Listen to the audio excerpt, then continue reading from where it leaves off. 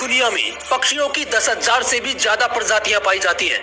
सभी के वही 2 पंजे, 2 पंख और एक गर्दन होती है। लेकिन इन्हीं में से एक ऐसा पक्षी है जिसकी एक अलग ही पहचान है, जो आसमान का सीना चीर के हजारों मीटर ऊपर 120 किलोमीटर प्रति घंटे की रफ्तार से उड़ता है, जो खुद से कई गुना वजन के शिकार को भी अपने पंजों में दबोच कर उड़ जाता है। और इसीलिए उसे पक्षियों का राजा कहा जाता है, जिसे हम बाज के नाम से जानते हैं। इतना ऊंचा मुकाम हासिल करता है अपनी ट्रेनिंग और अपने पुनर्जन्म की वजह से।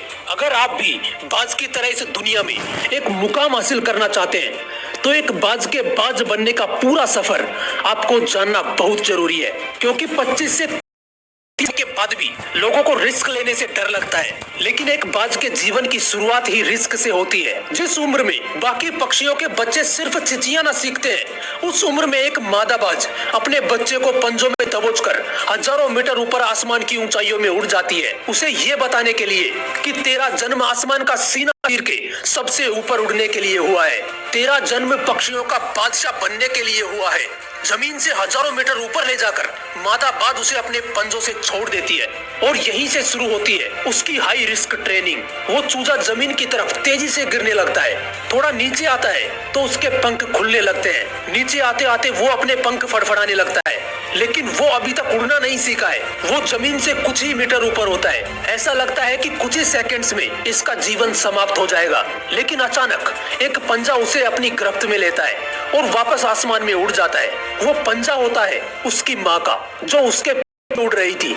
उसकी ये ट्रेनिंग तब तक चलती रहती है जब तक वो उड़ना नहीं सीख जाता। इतनी हाई रिस्क ट्रेनिंग होने के बाद इस दुनिया को एक बाज मिलता है। बारिश के वक्त जब सारे पक्षी आश्रय की तलाश करते हैं, तब यही बाज बादलों से ऊपर उड़ता है। एक बाज की उम्र लगभग 70 साल होती है। जब वह 40 साल का होता है तो एक परेशानी उसकी जिंदगी में मौत बनकर आती है, जो आपके परेशानियों की तुलना में बहुत बड़ी होती है, क्योंकि 40 साल की उम्र में बाज की चोंच इतनी मुड़ जाती है कि उसे शिकार निगलने में बहुत परेशानी होती है।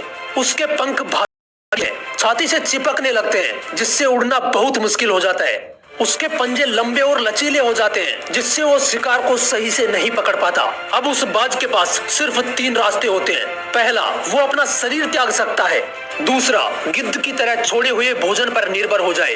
और तीसरा, सबसे कठिन और पीड़ादायक रास्ता, अपने आप को पुनः स्थापित करने का, फिर से आसमान का सीना चीर के उड़ने का। और वो इसी तीसरे रास्ते को चुनता है और अपने पास की सबसे ऊंची चोटी पर पहुंच जाता है। वहां पर अपना घोंसला बनाता है और फिर शुरू होता है परेशानियों को जड़ से उखाड़कर फिर आसमान में उड़ने का सफर। वो अपनी चोंच को एक चट्टान पर मार मार कर तोड़ देता है, लहूलुहान हो जाता है और इंतजार करता है फिर से नई चोंच उगाने का। उसके बाद अपनी नई चोंच से अपने ही पंजों को काट देता है और फिर इंतजार करता है पंजों के उगाने का। उसके बाद वो अपने एक एक पंख को अपने शरीर से अलग करता है और फिर इंतजार करता है नए पंख उगाने का। और इस प्रक्रिया में उसे समय लगता है पूरे 5 महीने का। इन 5 महीनों की कड़ी तपस्या से एक बाज का पुनर्जन्म होता है। वो फिर से तैयार हो जाता है आसमान का सीना चीर के उड़ने के लिए।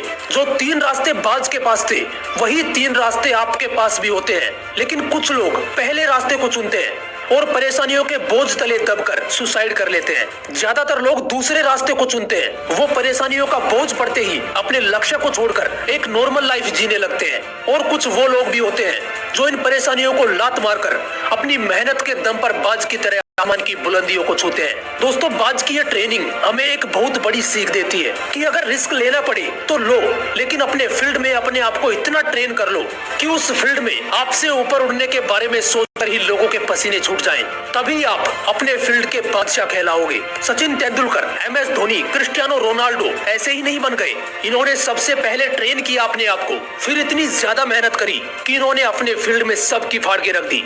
इसलिए एक बाज की तरह बनो। जय हिंद।